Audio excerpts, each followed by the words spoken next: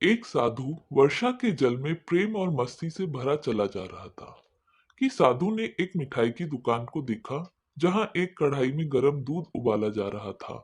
तो मौसम के हिसाब से दूसरी कढ़ाई में गर्मा गर्म जलेबियां तैयार हो रही थी। साधु कुछ क्षणों के लिए वहां रुक गया। शायद भूख का एहसास हो रहा था या मौसम का असर था। साधु हलवाई की भट्टी को बड़े गौर से देखने लगा। साधु कुछ खाना चाहता था, लेकिन साधु की जेब ही नहीं थी, तो पैसे भला कहाँ से होते। साधु कुछ पल भट्टी से हाथ सेकने के बाद चला ही जाना चाहता था कि नेक दिल हलवाई से रहा ना गया और एक प्याला गरम दूध और कुछ जलेबियां साधु को दे दी। मलंग ने गरम जलेबियां गरम दूध के साथ खाईं और फिर हाथों को ऊपर की ओर उठाकर हलवाई के लिए प्रार्थना की और फिर आगे चल दिया। साधु बाबा का पेट भर चुका था। दुनिया के दुखों से बेपरवाह वे फिर एक नए जोश से बारिश के गंदे पानी के छींटे उड़ाता चला जा रहा था। वह इस बात से बेखबर था कि एक युवा नवविवाहिता जोड़ा भी वर्षा के जल से बचता बचाता उसके पीछे आ रहे हैं। एक बार इस मस्त साधु ने बारिश के गंदे पानी में जोर से लात मारी।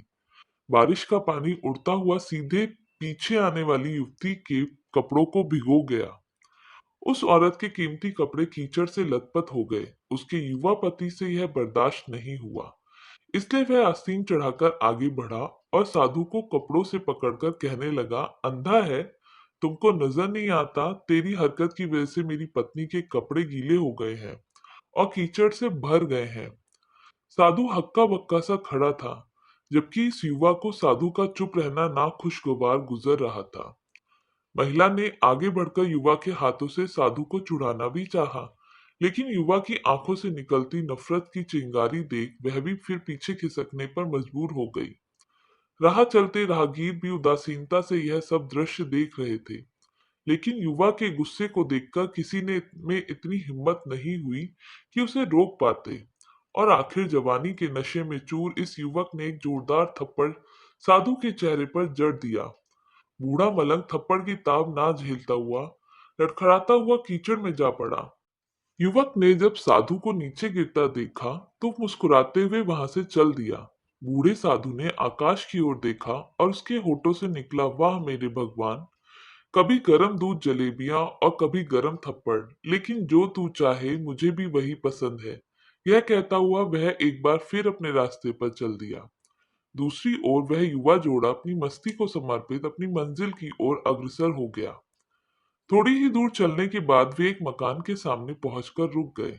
वह अपने घर पहुंच गए थे। वो युवा अपनी जेब से चाबी निकालकर अपनी पत्नी से हंसी मजाक करते हुए ऊपर घर की सीढ़ियां तय कर रहा था। बारिश के कारण सीढ़ियों पर फिसलन हो गई थी। अचानक युवा का पैर फिसल गया और वह सीढ़ियों से नीचे गिरने लगा। महिला ने बहुत जोर से शोर मचाकर लोगों का ध्यान अपने पति की ओर आकर्षित करने लगी, जिसकी वजह से काफी लोग तुरंत सहायता के लिए युवा की ओर लपके, लेकिन देर हो चुकी थी। युवक का सिर फट गया था और कुछ ही देर में ज्यादा खून बह जाने के कारण इस नौजवान युवक की मौत हो चुकी थी। कुछ लोगों ने दूर से आते साधु बाबा को देखा तो आपस में कानाफूसी होने लगी कि निश्चित रूप से साधु बाबा ने थप्पड़ खाकर युवा को श्राप दिया है, अन्यथा ऐसे नौजवान युवक का केवल सीढ़ियों से गिरकर मर जाना बड़े अचंभे की बात लगती है। कुछ मनचले युवकों ने यह बात सुनकर साधु बाबा को घेर लिया। एक युवा कहने लगा कि आप कैसे भगवान के भक्त हैं, जो केवल एक थप्पड़ के कारण युवा को श्राप दे बैठे। भगवान के भक्त में रोष व गुस्सा हरगिज नहीं होता। आप तो जरा सी असुविधा पर भी धैर्य ना कर सके। साधु बाबा कहने लगे, भगवान की कसम, मैंने इस युवा को श्राप नहीं दिया। अगर आपने श्राप नहीं दिया तो ऐसा नौजवान युवा सीढ़ियों में से गिरकर कैसे मर गया। तब साधु बाबा ने दर्शकों से एक अनोखा सवाल किया कि आप में से कोई इस सब घटना का चश्मदीद गवाह मौजूद है।